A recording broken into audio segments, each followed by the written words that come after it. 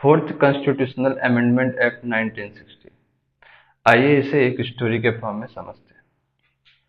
भारत का 1950 के कॉन्स्टिट्यूशन जैसे ही आगे बढ़ा, वैसे ही इसमें सुधार और बदलाव की जरूरत महसूस की गई। 1960 के दशक में देश ने नए चैलेंजेस का सामना किया, जैसे कि पॉलिटिकल स्टेबिलिटी और एडमिनिस्ट्रेशन को सुधारना। ऐसे ही समय में फोर्थ कॉन्स्टिट्यूशनल अमेंडमेंट एक्ट 1960 का जन्म हुआ। आइए इसे बैकग्राउंड में जाते हैं।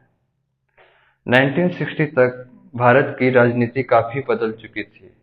लोकसभा और विधानसभा के इलेक्शन के दौरान कुछ स्टेट्स में इलेक्शन रिजल्ट को लेकर डिस्प्यूट शुरू हो गए। पॉलिटिकल इनस्टेबिलिटी की वजह से गवर्नेंस में दिक्कत आ रही थी। सेंट्रल गवर्नमेंट ने सोचा कि कुछ प्रोविजंस को बदलकर इस प्रॉब्लम को सॉल्व किया जा सकता है।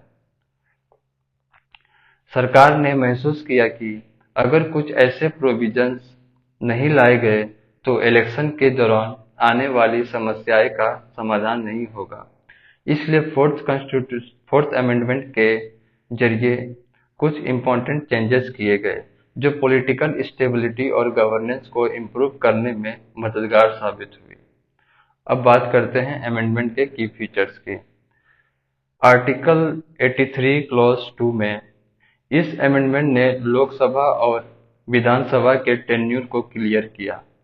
पहले ये सवाल था कि अगर कोई मेंबर रिजाइन करे या किसी वजह से सीट खोती है तो उसकी जगह क्या होगा।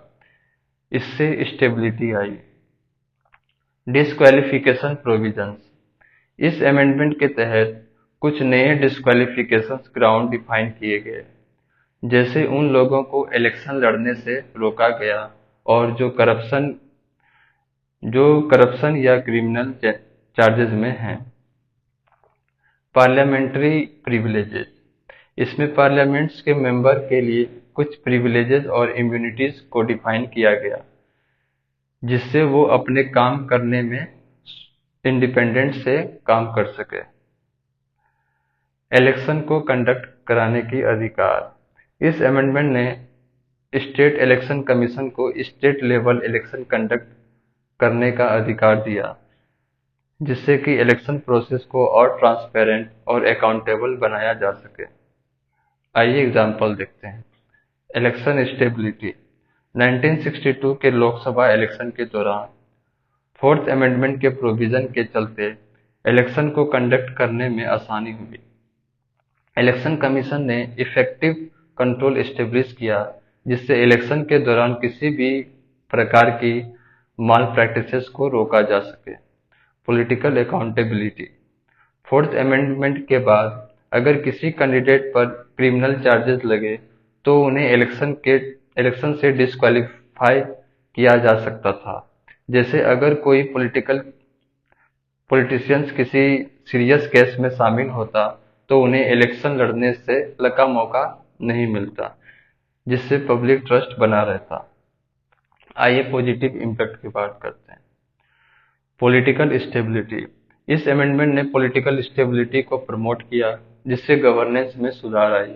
Transparent election. State election commission को अधिकार मिलने से इलेक्शन में ट्रांसपेरेंसी बढ़ी और लोगों को अपने रिप्रेजेंटेटिव्स चुनने में आसानी हुई।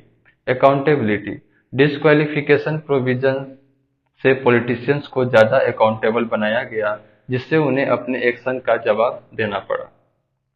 अब नेगेटिव इम्पैक्ट की बात करते हैं।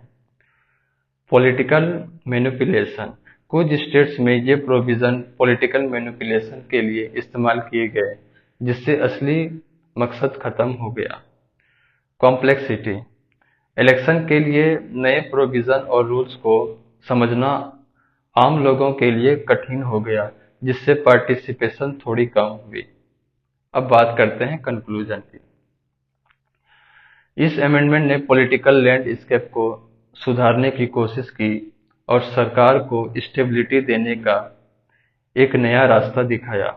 इस अमेंडमेंट की जरूरत इसलिए थी ताकि पॉलिटिकल गवर्नेंस को मजबूत बनाया जा सके और इलेक्शन में इंटेग्रिटी को बरकरार रखा जा सके।